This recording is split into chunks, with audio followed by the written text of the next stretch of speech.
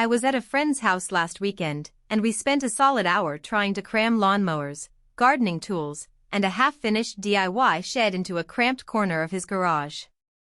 He kept sighing about the mess, and I could see the frustration building. He knew a proper outdoor shed would solve the problem, but the idea of buying something huge, dealing with delivery, and then spending a Saturday wrestling with bolts made him freeze.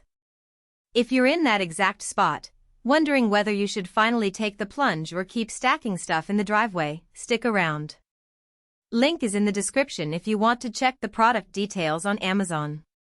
First off, the ZYJOYY outdoor storage shed is sized at 8 by 12 feet, which translates to roughly the footprint of a small one-car garage. That's a big commitment, but it's also the sweet spot for anyone who has more than just a few garden hoses and a rake to hide. The real question is whether that square footage actually gets you the organization you need without turning your backyard into a storage bunker. I've spent the last few days looking at how the shed's design plays out in real-world scenarios, and I think I've pieced together the pros and the hidden cons that most product pages don't spell out. Let's talk about the material first, because that's where a lot of the hesitation comes from.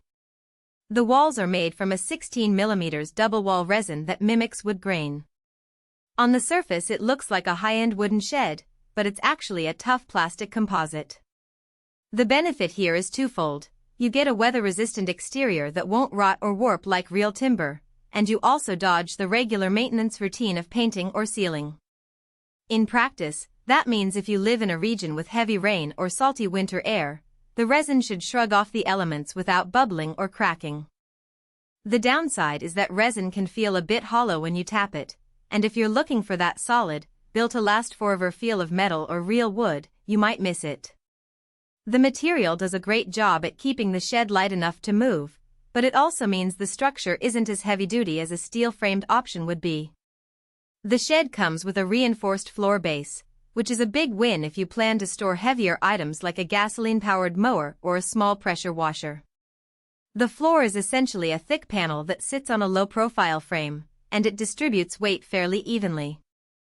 I tested it by parking a 180-pound lawnmower inside, and the floor didn't flex at all. That said, the floor is still a plastic panel, so if you have sharp-edged tools or wheelbarrows that might snag, you could eventually see scuffs. A rubber mat under the heaviest equipment can protect the surface, but that's an extra piece you need to think about.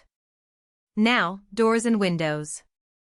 The double doors are wide enough for a garden cart or a wheelbarrow to pass through without a struggle, which is a practical advantage over many sheds that force you to tilt and shuffle items.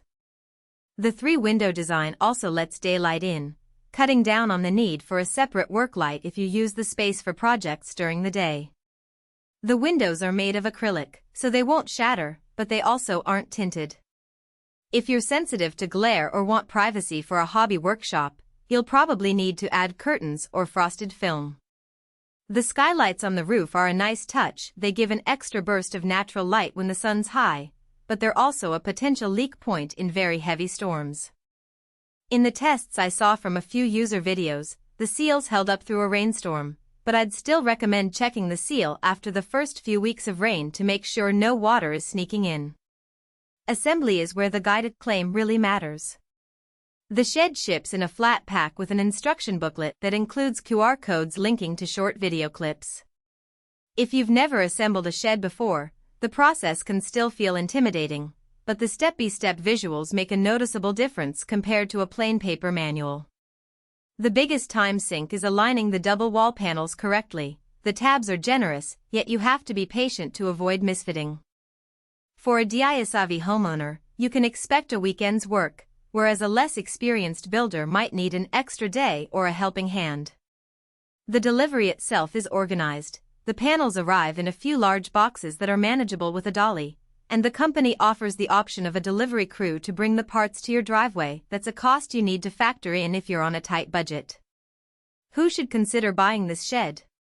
If you have a moderate to large backyard and you're juggling multiple tools, seasonal decor, and perhaps a few bulky items like a bike rack or a small boat, the 812 footprint gives you room to create zones a corner.